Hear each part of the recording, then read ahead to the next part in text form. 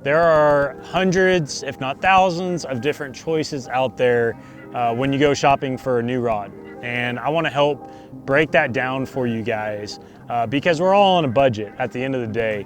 Even myself, I have an allowance. I work with Abu Garcia, and I have an allowance on what I can spend. It's not just a free-for-all, contrary to popular belief out there. They think, hey, he's a pro, he gets everything he wants. Well, I still have to actually budget with the allowance that I'm given. And that's why I want to talk to you guys about how I budget around my allowance and the way that you can too. So rule of thumb is you're moving baits, crankbaits, spinnerbaits, chatterbaits, topwaters, anything like that. Sensitivity is not the most important part of that rod. Generally speaking, when you're moving a bait like that, the fish are pretty aggressive when they bite those things, or on topwater, for instance, you just see them blow up on it.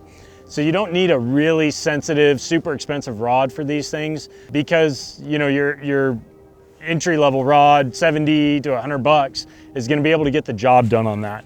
And you can see on the deck of my boat, I've got 6 rods that are 100 bucks and less up here right now that I use all the time. And this is one of them that I've got a swim jig tied on. So, again, a moving bait.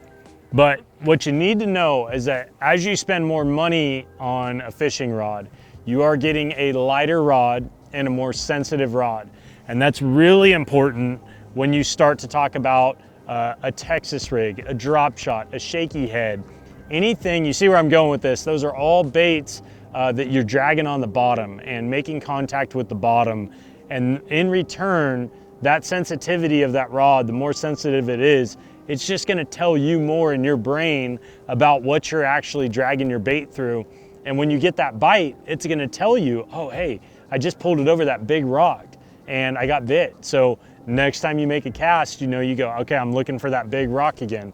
You can really get down to being that, articulate and specific when you have a sensitive rod and what you're feeling out there. These are a couple of my go-tos. This is my favorite topwater rod, and it's an $80 rod. Most people are probably like, this pro, he gets free stuff, he uses an $80 rod. But I do, I love this rod. It's also a really good lipless crankbait rod and also crankbaits under 10 feet. But this is an Abu Garcia Vendetta, 79 bucks, awesome, awesome rod. This is the new Veritas rod, and again, a swim jig on there. Been throwing all my chatterbaits on this rod, different smaller crankbaits. What else have I been using it for? Spinnerbaits, smaller swim baits, all of that type of stuff I can do on this rod, and it's a $100 rod. It's an awesome rod. So, again, I highly suggest though, when you're talking about bottom baits and you want to spend some more, or you want to get a rod that's going to be more sensitive for you, that's when it's worth investing in something that's going to be lighter and therefore more sensitive.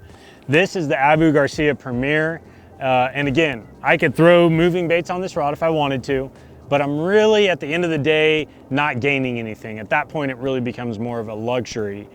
So I can do all the work with the moving baits on these other rods, but this rod and how light it is and sensitive is really going to benefit you when you're throwing these bottom contacting baits.